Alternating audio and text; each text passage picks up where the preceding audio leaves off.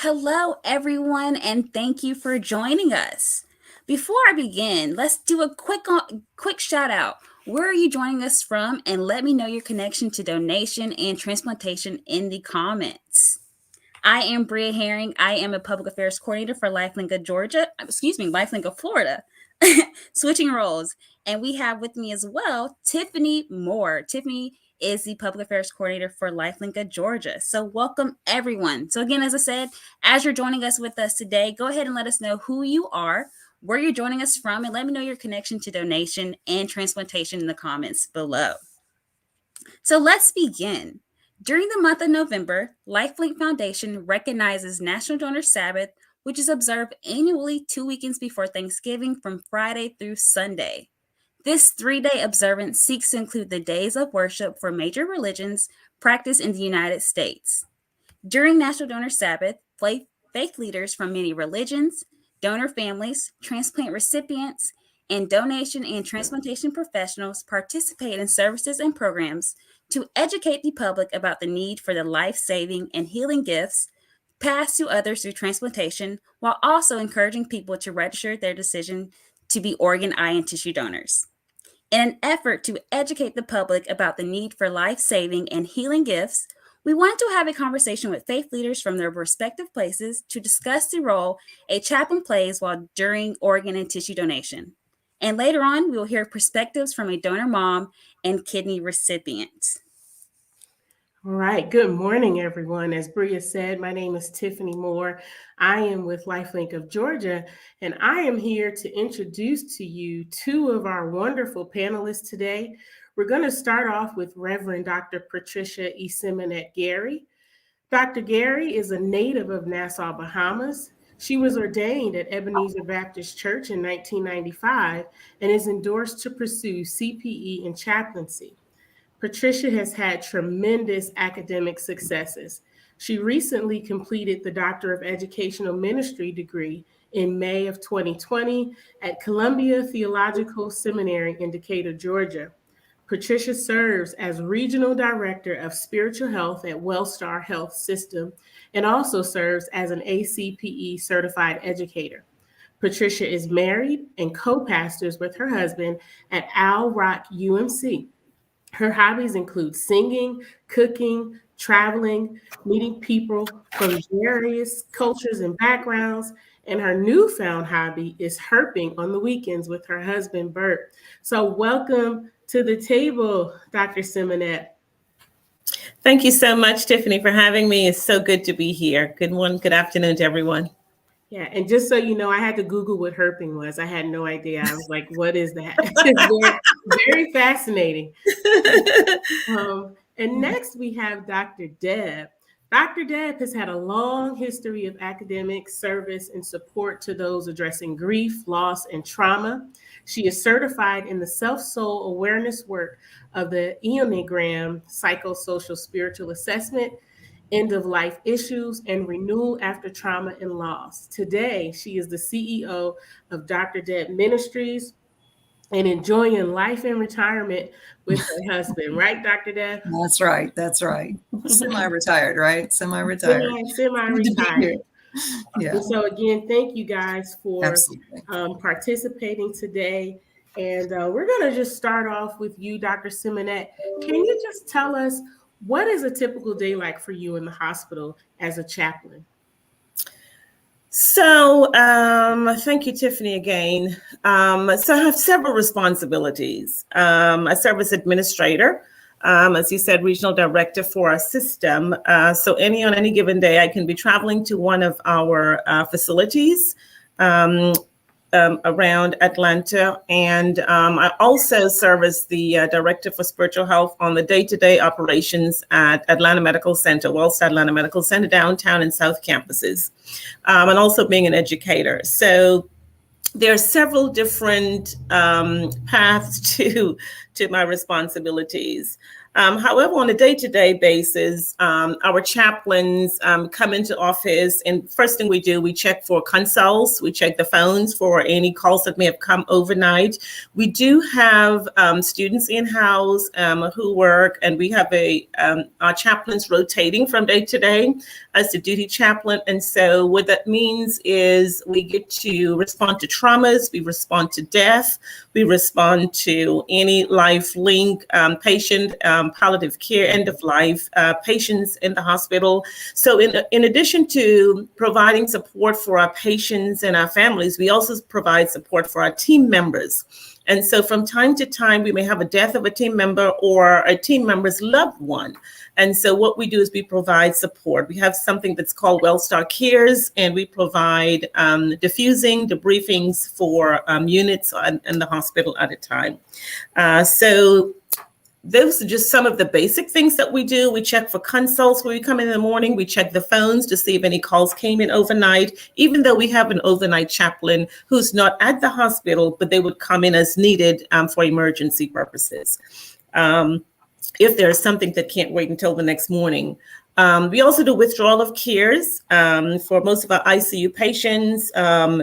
We provide something called Power Pause for our team members once a week. That's a time where they get off the floor to just pause, to breathe, to meditate, to pray. And we provide that service once per week. We also provide spirituality group for our behavioral health patients on both campuses. So there's a lot that I can go into, but for the sake of time, I'm going to stop there. But on a day-to-day basis, on any given day, I can be called to any one or number of those things throughout the day. Thank you for giving that overview, because I think sometimes when people hear chaplains in the hospital, I know from working in the hospital, they think it's all bad news when the chaplain is coming, and that's not necessarily the case. And so we kind of want to go into more of, grief and loss and some of the things that, in organ and tissue donation we might be dealing with. And I wanted to turn it over to you, Dr. Deb. What is your biggest challenge as a chaplain when dealing with families who are grieving? I'm sure you've dealt with hundreds of families who are grieving, and families can go through different stages of anger, denial, all these different things. So for you, what has been the biggest challenge as a chaplain dealing with grieving families? The biggest challenge has been helping them face the reality to plan for the inevitable. The goodbye can be very challenging if they're not ready for that goodbye. So how do you get them ready? At times, even a little swifter than their emotions and their heart and their mind can wrap their heads around. They're in such a numb and shocked place, and yet you have to be with them in that moment. So to answer that part of your question, the challenge is, how do we move them along and yet hold the space of where they actually still are and honor that? Whatever the faith traditions are, whatever the circumstances of the story are. I always like to say we chaplains and grief counselors and folks who hold these kind of stories, that's really what we're doing. We're witnesses. We're witnesses to a person's life that's coming to an end.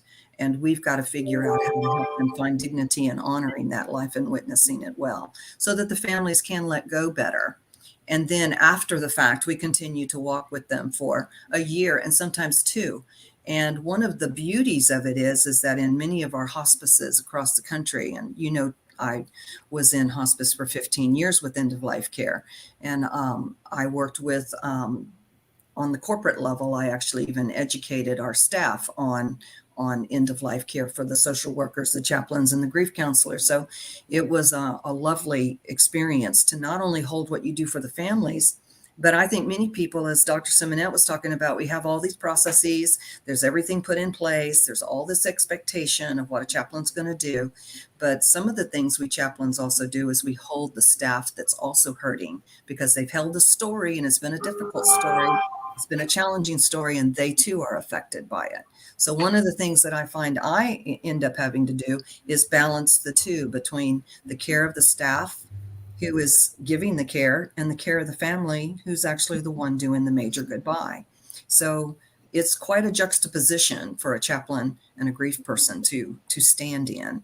But the challenge for me with the to get succinct to your question, Tiffany, is giving them hope that we can do this for a year or two. We are usually given in our systems the ability to counsel and care for them for another year or two, and they get one-on-one support, and that one-on-one support gives them a lot of hope that they're not alone.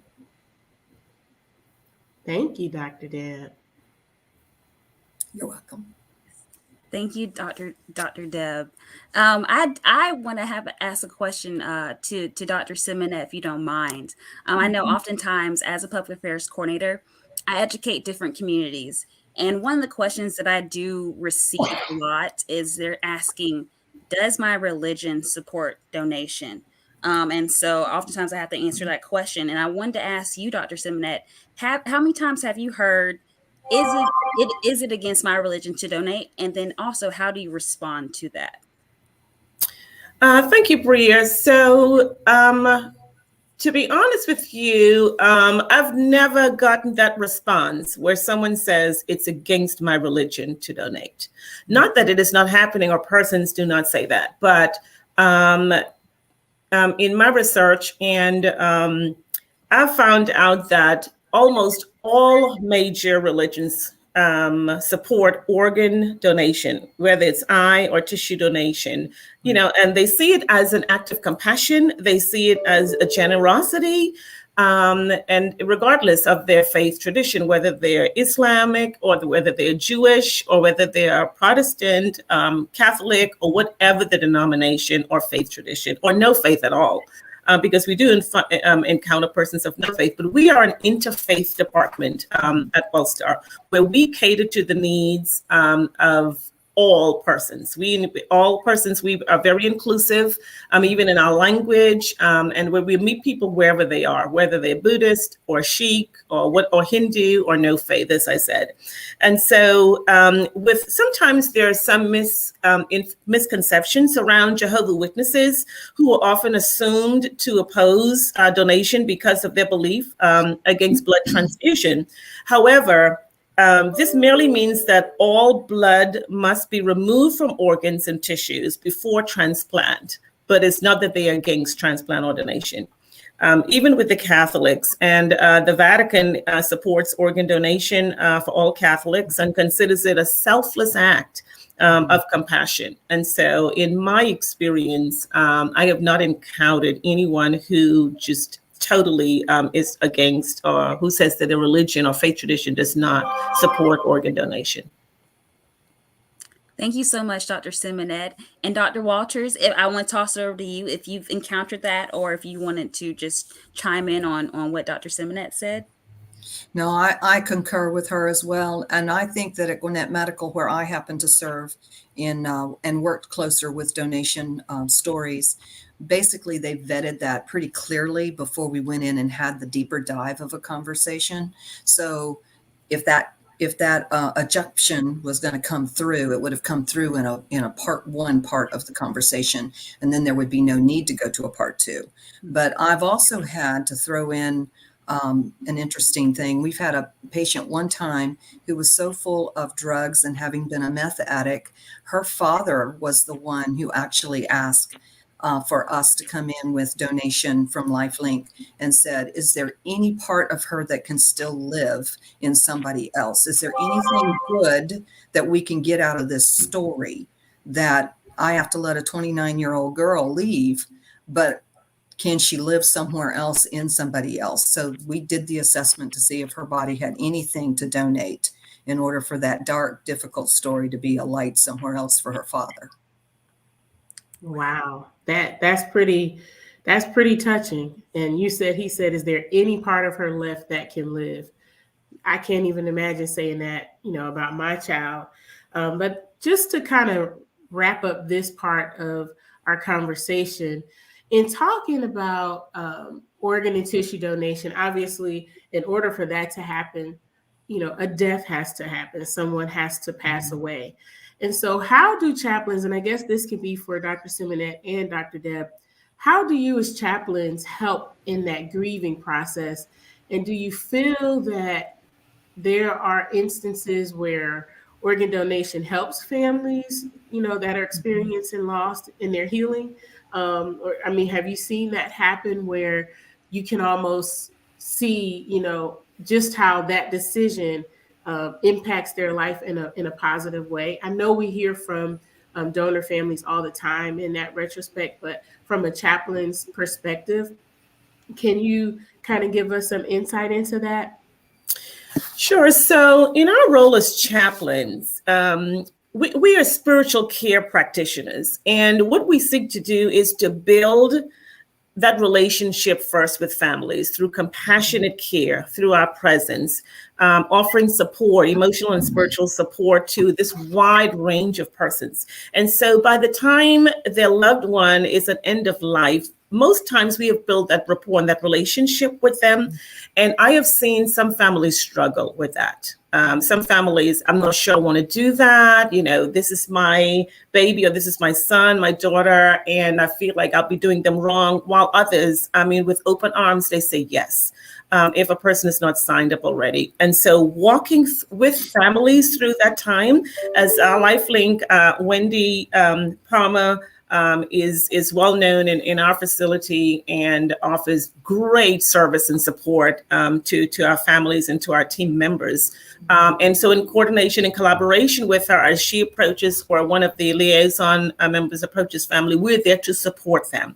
And then we have something that's called the Heartbeat Bear that helps them with, as you talk about, with the struggle that some families may be facing. So at WellStar, we've started something called the Heartbeat Bear, where we have before the patient passes away, the heart beat is recorded and placed in a bear, and it's given to a family with that, so they can have the beat of their loved one for the rest of their lives in this bear. And it started at AMC, but it's now moving throughout WellStar, through our system, throughout all of our facilities. And I must say that when Wendy has often provided didactics for our chaplain students and our interns, and one time she showed a clip where Chris Henry's story was highlighted. This was a football player who was killed instantly due to a motor vehicle crash incident. And his mom made the decision for him to be an organ donor, and was able to impact 4 families. And as I watched that, I became a donor, and I said, I want to be able to do that for somebody else. And I signed up to become a donor. And I see families' lives changed as a result of that. And it's a way for them to hold on for their loved ones, as you said earlier, for someone to live through that loved one with their heart, or with their liver, or with their tissue, or whatever, or the eye. And so the person gets to live on through that. And so I see a lot of healing happen through organ donation. And it's been so powerful to watch that happen just before my very eyes. It's an amazing gesture for someone to give their organs to another, and not knowing who will get them, because they already passed on and gone. So you don't know who will receive it. And I think that's the beauty in life, as we live as human beings, to love one another and to serve. And so I think that's the least that persons can do. Dr. Deb, did you have anything to add to that? Well, we had a story near and dear for our own personal family. My daughter-in-law's sister was 2 years old, and she was the youngest heart transplant recipient in the state of Georgia. PBS even did a documentary on her called Laura's Heart. And Laura received a 10-year-old little boy's heart after a car accident, and his family did the donation that allowed this little 2-year-old, who could not have an adult heart but could have a child's heart. And so with that, she lived to be 29, and Laura died on her 29th birthday. For that length of time, in holding that story and walking with my daughter-in-law through saying goodbye to her sister, she made a book. And what did Laura do with her life for those 27 years that she had that heart? And so she's got a book of the different people that she cared for in her preschool work, because she was a preschool teacher, and the things that she did at church. She did try to do low-level dance in order to have movement in her life, even though she couldn't do broad. So Jillian did a great job of putting this book of stories together. What did she do for 27 years with that heart? And this is how she lived. So there is a lot of healing. Dr. Simonette's correct. There's a lot of beautiful stories and a lot of healing and a lot of opportunity for people to impress others as they go along. And Laura did a great job with those kids in that preschool over all those years. Well, thank you both. And Dr. Simonette, just so you know, we're going to hear more stories of people doing this heartbeat teddy bear. I promise you. That's but great. We'll make sure that AMC gets the credit for being the originator of the heartbeat. I'm not even sure what you really call it. We call it the heartbeat bear. When it first started, it was named after one of our nurses, Chelsea Craver, who saw fit to start this heartbeat bear. And so it was named the Craver Bear for a long time. So I want to give Chelsea kudos. But as we're moving it throughout the system, we're just using heartbeat bear. Okay. I think I met Chelsea actually when I came to visit you guys once. Okay. You happened to be there. Great. All right. So we've reached the halfway point in our conversation. And so we are hearing from you guys in the comment section. I saw a lot of things coming in, people kind of checking in, letting us know where they are. I saw old faithful volunteer, Frank. How you doing, Frank? So thank you guys for all being here. And so now we're going to move into having our next set of panelists come in. Okay. And so we're going to bring up first, I want to go ahead and introduce someone who is very special, very near and dear to me. And just out of formality, I'm going to read a little something about her so you guys can have a greater idea of who she is. Shawn Smith is a graduate of Oklahoma State University with a Bachelor of Science in Microbiology. After traveling for her Delta Zeta sorority at the national level, she moved to Atlanta to start her pharmaceutical career. Shawn serves her community through her church and their mental health ministry team. She is a VIP platelet donor with the American Red Cross, and over these past 3 years has become an advocate for mental health awareness, suicide prevention, and organ donation. Shawn serves on the board and volunteers for Healthy Mothers, Healthy Babies Coalition of Georgia. She is also an active volunteer with Lifelink of Georgia and the American Foundation for Suicide Prevention. So welcome to the table, Shawn. Wow, thank you very much. I'm happy to be here. You didn't know I had that. I forgot. Yeah. And also, I would like to introduce our next panelist, Audrey Bella Langston, the bold, the beautiful Audrey Bella Langston. Audrey is originally from Chicago, Illinois, where she served as a police officer for 21 years until she retired in 2014 and moved to Florida. Audrey is the mother of 2 adult children and a grandmother of 2 granddaughters. And on March 4th, 2005, Audrey received her life-saving gift from her godson, and Audrey has been celebrating as a kidney recipient for 16 and a half years and counting. So please help me welcome Audrey Bella Langston. Okay, so thank you both for joining us today. And I want to ask, my first question is going to go to you, Miss Bella. Bella, if you don't mind, could you please share your connection to donation? I know I gave a brief overview, but if you don't mind sharing who you are. Sure. Thanks so much for having me, guys, to be able to share this story. So as you said, I'm a retired Chicago police officer. I always like to bring that up because that really plays a big role in my journey with kidney disease, which began I was hired in 93, and I was literally coming off my probationary status in 1994 when I was in Wisconsin Dells for the weekends with friends celebrating my birthday, and I just suddenly became very, very ill. the interesting thing is that it was really weird because I was in the best shape of my life. And I think a lot of times we make the mistake of thinking because we're in great physical shape, that we're all good, and nothing's wrong with us. So I was having symptoms like extreme fatigue, more fatigued than I could ever recall myself being, no matter how many activities. I was very physically active and into athletics and things like that. But I was more fatigued than ever. I was experiencing nausea, severe headache.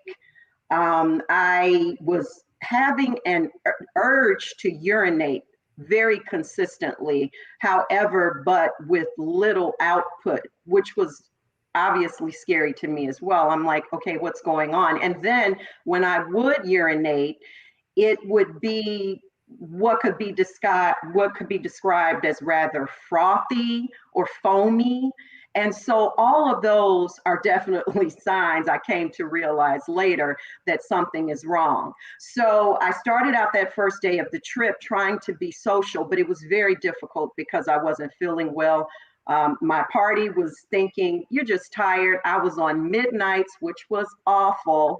And that was something my body could never get used to. So by the next morning, again, I'm back in the bathroom. All of those symptoms have now worsened. The headache was totally excruciating. I remember vomiting at least one time. So I woke them up. I said, guys, listen, I'm really, really sick. I'm not feeling any better. I need you guys to take me back home. I'm so sorry. So they're like, yeah, fine, no problem. Let's go. I wanted to go to the hospital, actually, is what I said. So en route on this 3.5-hour journey back to Chicago, I didn't want to go anywhere local. I nodded off, went to sleep, and woke up about 30 minutes later, opened my eyes, and I was literally blind. I could not see. And at that point, it startled me so bad, it freaked them out. The person that's driving steps on the gas. And by the time we get to the hospital, they slapped a cuff on me. My blood pressure was like 200 over like 120. I was literally about to have a stroke. And so at that point, I was admitted. A biopsy was done the next day. And that's when I was told I have the kidney disease, which is called focal segmental glomerulosclerosis. And yes, that is long. And it took me a while to be able to properly say it, but it's short-termed FSGS. So that's when I was assigned to a nephrologist. He explained everything. It was very clear. And he said, eventually you are going to need a life-saving organ. You're going to need a transplant, that my kidneys would never get better. Wow. And if I can add too, I didn't want to take up much time, but it was about 12 years before mine got to an aggressive stage of needing dialysis. I was very blessed. I had 3 potential donors initially, but unfortunately they all fell through, and that's living donors. I was added to the list. The list in Illinois is extremely long. And they fell through. And that was when my godson, Roger Reynolds, stepped up and offered to give me a kidney. He was an excellent match, an old donor. We love old donors because they're universal. And when he gave me that life-saving organ, my life was just amazing after that. And we were literally in the hospital. I was in there 2 days. He went home the next day, and I went home the day after, which was my 43rd birthday at that time. So who would have thought I got sick on the weekend of my birthday, and I was healed by God with the gift of life on the weekend of my birthday. Yes, and you're celebrating 16.5 years now. Correct. Yes. Well, thank you, Audrey. Sean, if you don't mind, could you share your connection to donation as well?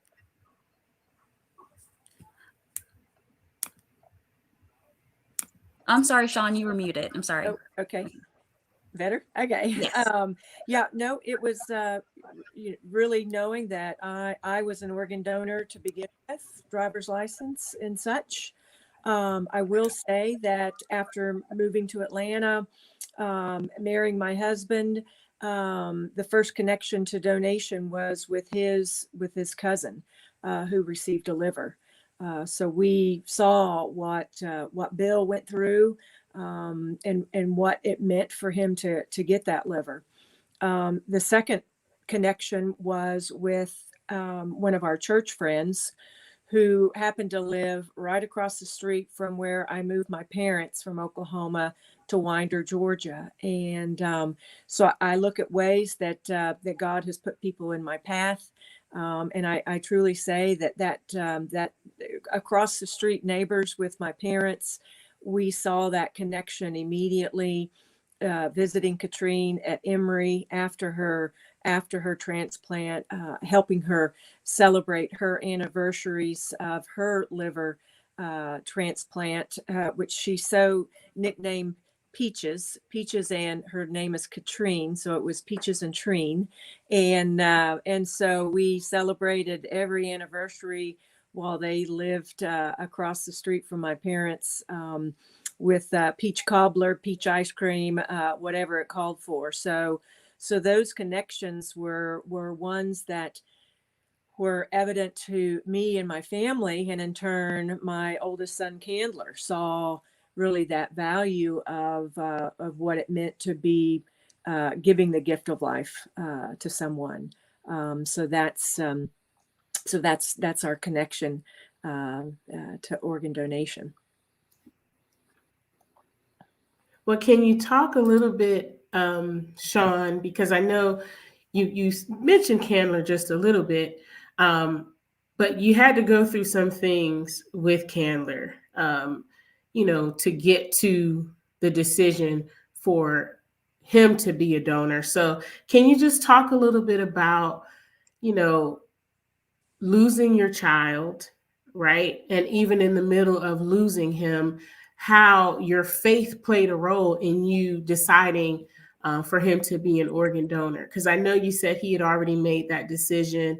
He already was influenced. So how did your faith get you through the loss and to, making that decision for him to be a donor? Mm-hmm.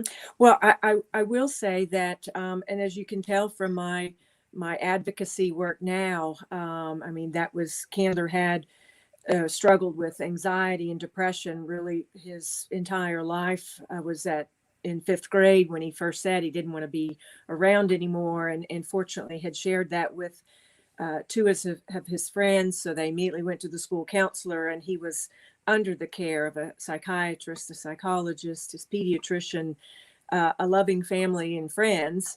But with him seeing really that role of what Bill and Katrine received, he too, when he got his driver's license, he said, "I'm going to put this on my driver's license." And it's another thing, as I say, about God being placed and putting people in your lives that both Dr. Deb and Dr. Simonette serve hospitals. One where Candler was born at Gwinnett Medical Center, and one where he passed away at Kennestone Wellstar Hospital. To know that the minute we discussed about organ donation and the fact of the injuries that he had, the first night of being in the ICU, we immediately said, well, what about organ donation? And so that was a Wednesday night, and by Thursday afternoon, we were in contact with LifeLink, and we sat down with them in the green tower of the ICU at Kennestone Wellstar with a very supportive LifeLink staff that basically told us, and Candler was 19. So even though we would have made that decision for him, he had already made that decision. And at that point in time of his donation in 2017, he made it and stated no limitations on that donation. So it wasn't just his organs, but his skin and his tissue and his eyes. And so that was really the, what I saw as a hope and healing was the fact of Candler making that decision on his own, and knowing that he is living on in others, 5 other people through his organ donation, and then a young girl who received his tissue to repair her ACL. You know, my faith was knowing that that really, and I shared this from the chaplain at Eastside Medical Center, which was where I attended my very first flag raising for Donate Life Month in April. I mean, he put it so well that, you know, God is good, and God made us with interchangeable parts, and that we need to share those parts. And I truly say that with the fact of Candler struggling with mental health, choosing to take his own life, it's my faith that has carried me through the fact that I know he is in the arms of Jesus Christ, and is watching over me every second of every day, and that he is living on in other people. And just the letters I've received from 3 of his recipients have been incredible. And I've met the young girl that received his tissue. So that too is that hope and healing that that I take with me, and that I take and actively share Candler's story whenever I have that opportunity to share it, because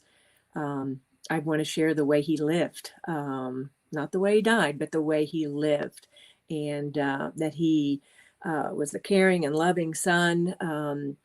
He has a little brother, Thomas, who's a senior at UGA now, and he definitely, and as he says, he was loved. He knew he was surrounded in loving arms and people and friends, but that wasn't enough for him. And so know that he's living on in other people is how I'm upright, and receiving those prayers of friends and family that also keep me upright too.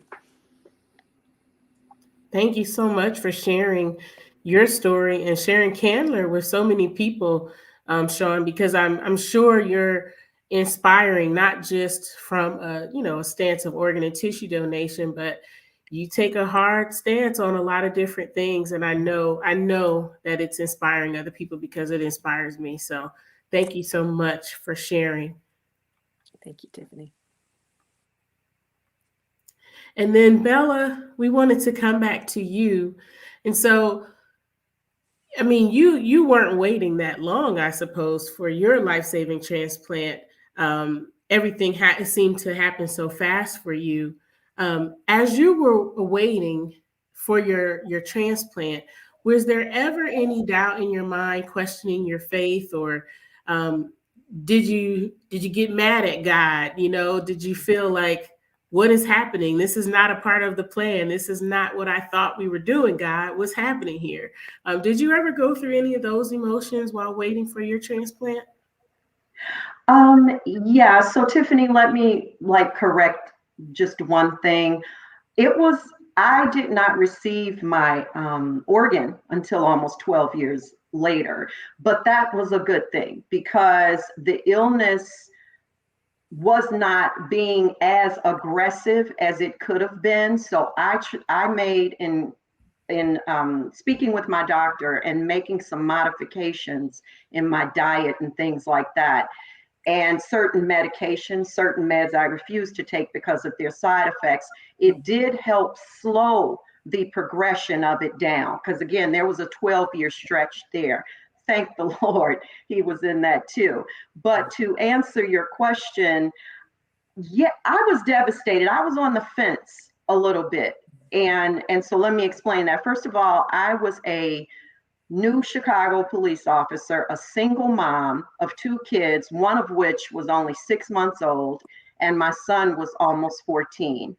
So for me, that hit me like a ton of bricks, because anything, I think, for anyone that comes out of nowhere like that and you're broadsided with a sickness, and that turns into you thinking maybe you've got like a really bad case of the flu or whatever, and here you are being told that you have a disease that's going to eventually take you out if you don't get the necessary organ to save your life, is a lot for someone to handle.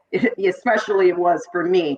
So I was thinking about, oh my God, my poor children, my career is gone that I worked very hard to get, and I had no idea what the future looked like. I could only get the, of course, textbook realization from the doctors, that they give.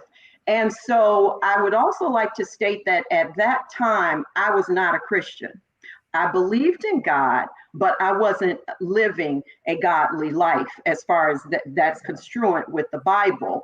So that faith that's needed did not kick in right away. However, as a few years went by, and I started to get a little more into teachings, visiting more churches, and kind of getting more of the word, that peace and comfort came that only God can give us. It was like an inner voice saying, I know you're here in this place right now, but it's going to be okay. But in the meanwhile, what I chose to do was, and that I knew would be the best thing to me, was to educate myself on that illness. In fact, I'd like to add that it wasn't totally unfamiliar to me, kidney disease, because my grandmother was going through it, which is probably how I acquired it, through genetics. So I wasn't totally oblivious to it. However, I definitely didn't see myself coming down with that. And so I knew what was going to be best for me was to find out everything that I possibly could about that illness. How does this work? What are the things that I need to do to modify my diet? Physically, is this going to be a problem for my job? Well, it actually wasn't until years later. I still remained in aggressive patrol as an officer until years later, when my numbers started to go up higher. And so at that point, I had to be put in a more limited duty status. But once I became a Christian, my eyes were totally wide open, and everything just seemed to start falling into place as I got closer to my transplant. As my relationship got closer to God, then that's when everything started to make sense, and I knew that I would be okay. And I think that's the key for us all. We have to really, really have that that faith. We have to get that peace that from God, as he said, that surpasses all understanding. We have to educate ourselves on our illness, because that is the key to getting us through it. And because of everything I went through, the blessing was the culmination of me becoming a speaker for the National Kidney Foundation of Illinois, the Secretary of State Donate Life in Illinois. And then when I relocated here after retirement, right away I hit the ground running with becoming involved. I wanted to be a part of LifeLink. Of course, in Chicago, we called it Donate Life. With LifeLink, which I love doing what I do to enlighten people.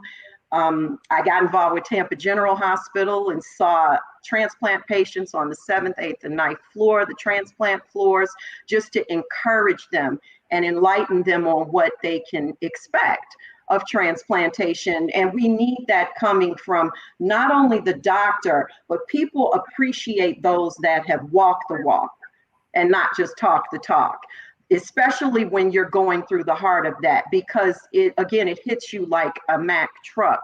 And so it's very scary.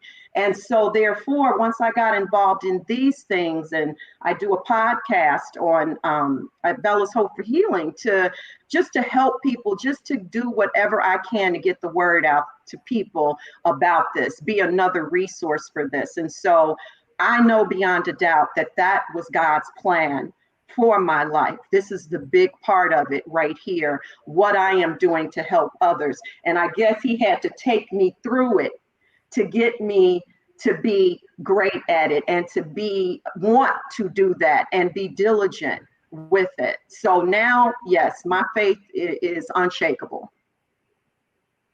Unshakable faith. My comment. All right, now this is the motto. Well, thank you so much, Bella, and thank you, Sean, for sharing your connection, just sharing your perspective. We appreciate you all for joining us today. So now at this time, I want to bring back Dr. Walters and Dr. Simonette. But as we bring them back, I do want to pose a question out to you all that are watching us and viewing us right now. Do you have any questions or do you have any comments as you've been watching us and joining us today? Let us know in the chat box. If you have any questions or comments to our doctors or to Sean or to Bella, let us know. So thank you, Dr. Walters and Dr. Simonette. Welcome back. Welcome back. So we have a few more questions before we end off our live. Our first question will be just for open. First, it being, how can faith leaders support organ donation through their organizations? If anyone you all want to go first, please feel free to chime in if you have a response to that question. So I'll go first. I was listening intently when you backstage when Dr. Simonette was sharing and what Dr. Walter shared with regard to, just spiritual leaders and or more so, I should say, the possible religions that are against organ donation. And I couldn't agree more. I know I've researched those things myself many times, and I could not find one personally that actually was forbidding of organ donation or the receiving of an organ. And that is really important with people who are either in need of an organ or those who are looking to be donors. It's really important to me in the ministry. I feel like ministers have the biggest influence over their congregations. They are the leader of the flock, and we believe in them. We trust in them. We want their opinions and their spiritual expertise, of course, but we also go to them when we have life problems, when things like this, when a transplant is needed. I need this. What are your thoughts, Pastor, on this? What are your thoughts? I'm thinking about being a donor, but I'm a little afraid. I need you to guide me. I need you to pray with me, which is what we go to them for. And so they have so much influence. I know my pastors had great influence over me with the word. And I just think that the best thing that they can do is educate themselves on it as well. I'm not saying to the magnitude to many of us that are actual speakers on that issue. That takes a lot longer. They have their other ministries and missions to deal with. But to be able to minister to them, they have to know a little bit about it. Also, I think would really, really help, we have so many days during the year that we celebrate these things. We give honor to donations, such as National Donate Life Month, which is in April. World Organ Donation is in August. I believe it's on the 13th. And right now, what we're in, the National Donor Sabbath, of course, is this month. Now, these are segues, in my opinion, for especially in church ministers to open that up as part of the ministry, open the door for that, and reach out to LifeLink, reach out to Donate Life, reach out to National Kidney Foundation, Heart, whatever it is. This is the doorway to that. This is what we do in these organizations. We love to go out. We're happy to come out to churches and share on the process to dispel those myths and misconceptions, to send a person that has walked the walk, that is a recipient, and send a donor family, such as our dear Sean here, because that's what people want to see. They want to see more than the medical factor in this. They need to see this in black and white, in real life, where they can ask questions. And in my opinion, I think that's an amazing way to open this up. That way our work in these organizations won't be quite as difficult. Yeah. Amen. Everything she just said. Yes. I mean, I totally agree, Bella. I think education is a big part of it. There are a lot of myths, as you said, and misconceptions out there. But the same way that we have health clinics at our churches and other institutions and organizations, I think having some sort of health clinic around organ donation can be very helpful. If pastors and clergy persons, rabbis, or whatever your faith tradition might be, I think that if they're educated, first of all, then it might be helpful for it to have a domino effect and trickle down in the congregation. But both of the leaders, if they're not as educated around how it works or what the myths are and dispel those myths, then we probably won't see much growth. But I think education is a huge piece. I mean, where I'm from in the Bahamas, we would not even have a conversation around organ donation. But being closer and hearing the conversation, being able to ask questions myself to someone who knows how it works. And Wendy was so, and I keep blowing her horn because she's been so helpful to me and to our department and to our hospital with organ donation. I've learned so much over the years that, had dispelled a lot of those myths. And here I am as their donor myself. Signed up. So I think education is a huge piece, and having those health clinics might be one way of doing that. Yeah, and I agree with what Dr. Simonette and Bella have both just shared. One of the things I'm wanting Dr. Deb Ministries to do is actually feed into that very thing through the counseling understanding. I think that's where the education pieces can also come in, because those people are sitting in those different pews in different faith traditions and different religious organizations.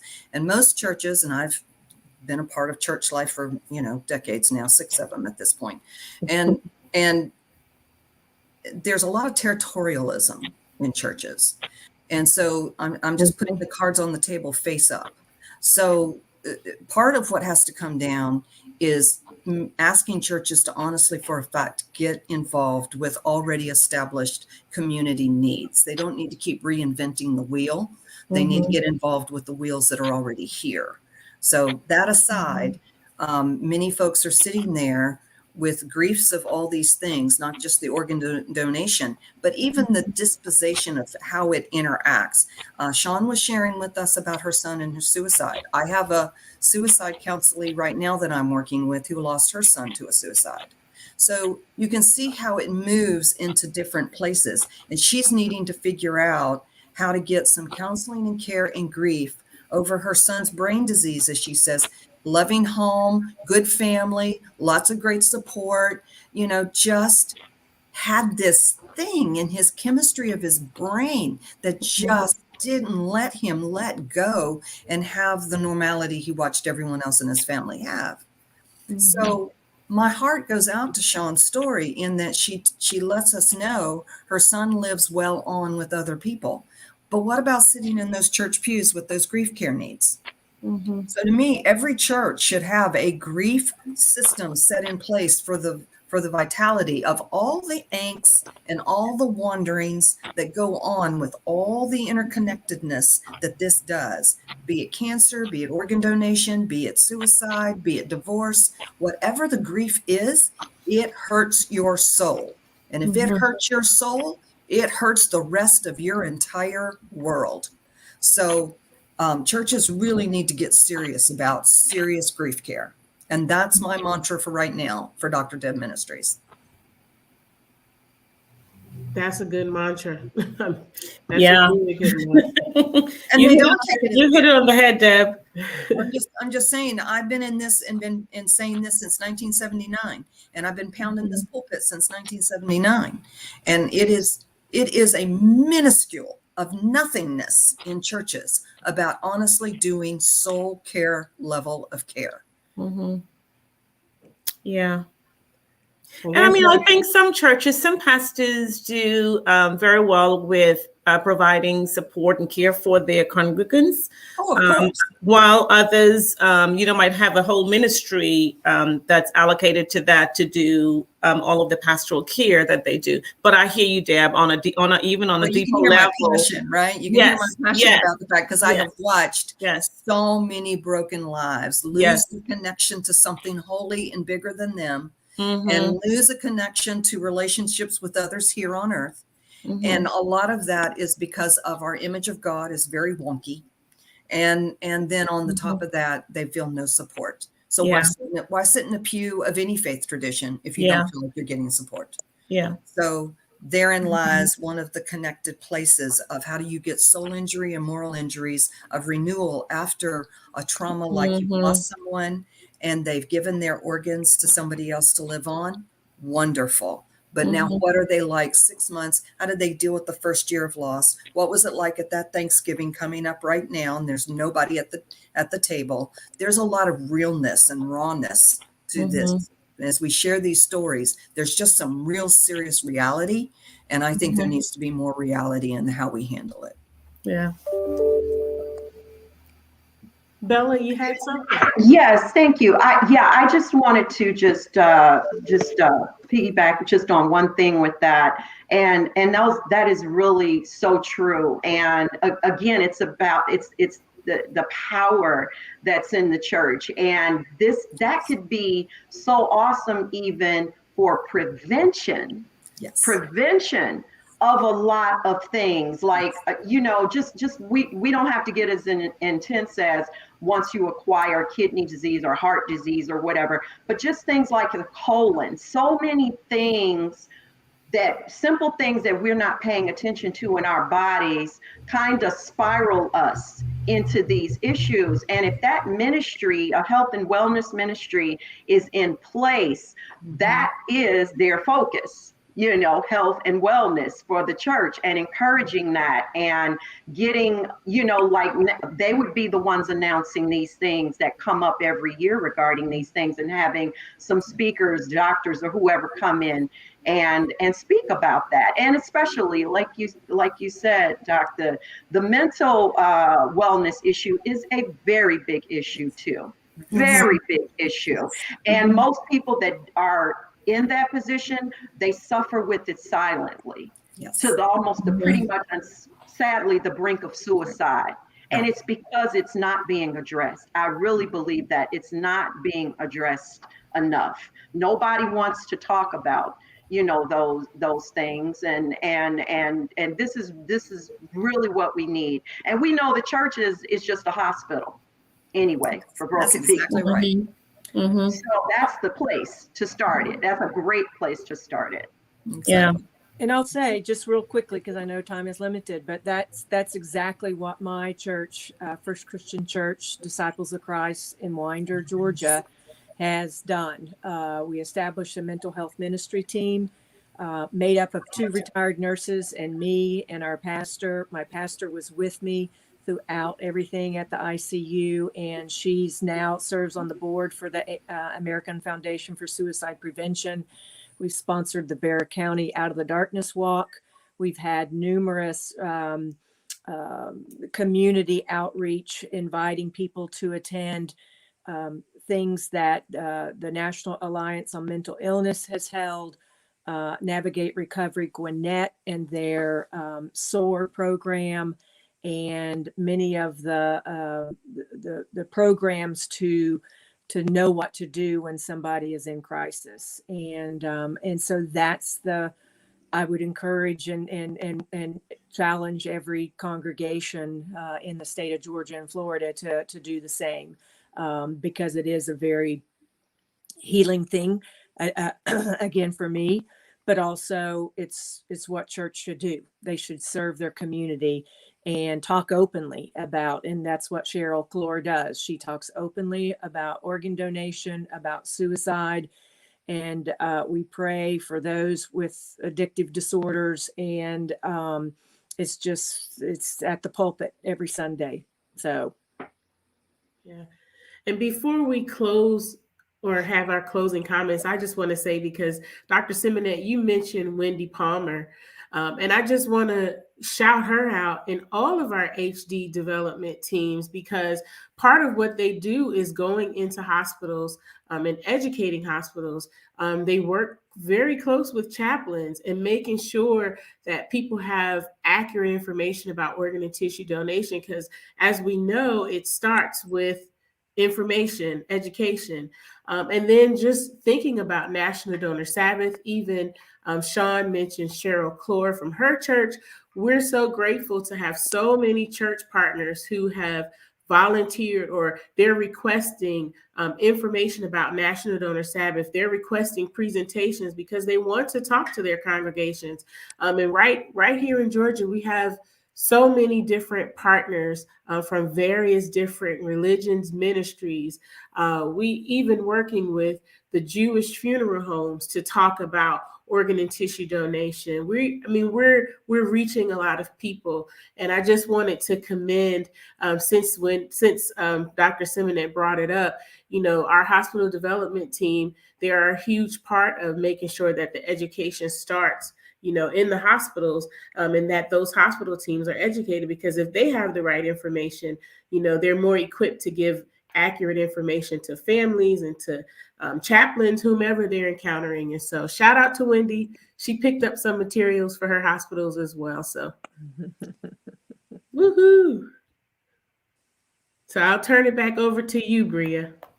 Well, thank you so much, Tiffany. And ladies, thank you all. Thank you, Dr. Walters. Thank you, Dr. Simonette. Thank you, Sean. And thank you, Bella, for joining us and sharing your perspectives today. I just wanted to read off a few comments. If you haven't seen, Tissa, excuse me if I mispronounce your name. Tissa says, "You are amazing, Sean." Laura Lee says, "Great conversations, joining late. I'm sure the speakers were introduced earlier. Wish you had their names in the lower thirds." So if you can, once I finish, you can just go ahead and say your name again to share that with Laura Lee.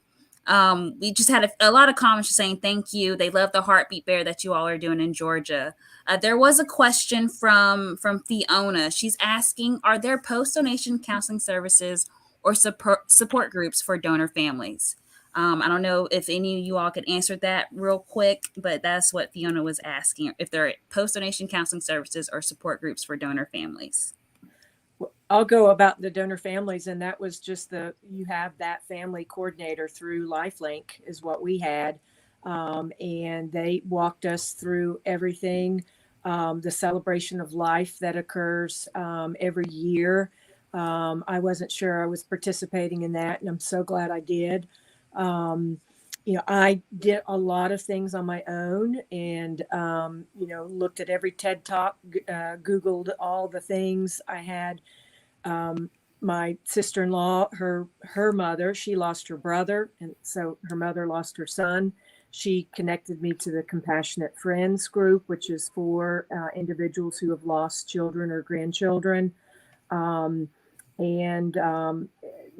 I would say LifeLink was my LifeLink on many ways. And I'll just say Tisa Craigmeyer was Candler's organ coordinator. So she is also why I'm walking upright. Thank you, Sean. And Dr. Walters or Dr. Simonette, if you have anything in closing you like to add, please go ahead. I'll just close by saying death is a part of life, and organ donation can be a wonderful way to bring closure to one's death. And so if you have not ever considered it, I would invite you to consider organ donation for yourself or for your family. It's been a pleasure being with you today. Thank you, Dr. Simonette. Mm-hmm. Oh, I'm sorry, Dr. Walters, you're muted. Let me see. I'm going to go ahead and mute you. Okay, go ahead. I was just saying, I put it in the chat. I've enjoyed my time with you all today. It's been a joy to be a part of this conversation. I think it's important to keep the conversation going.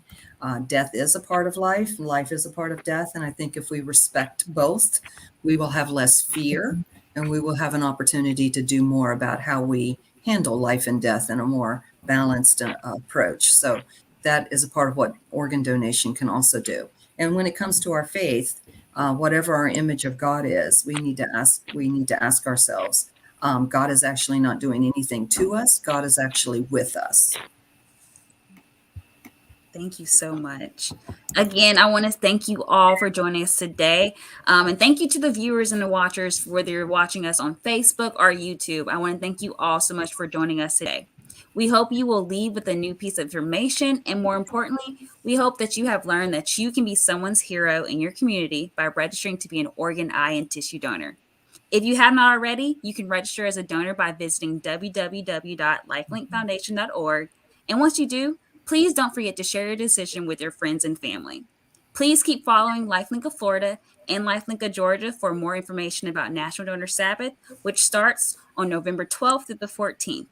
Again, I am Bria Herring, and Tiffany Moore is joining with us today, and we thank you all so much. So have a great day, and we'll see you all soon. Thank you. Thank you. Take care. Goodbye, everybody. Bye-bye, everybody. Have a great day. Mm-hmm.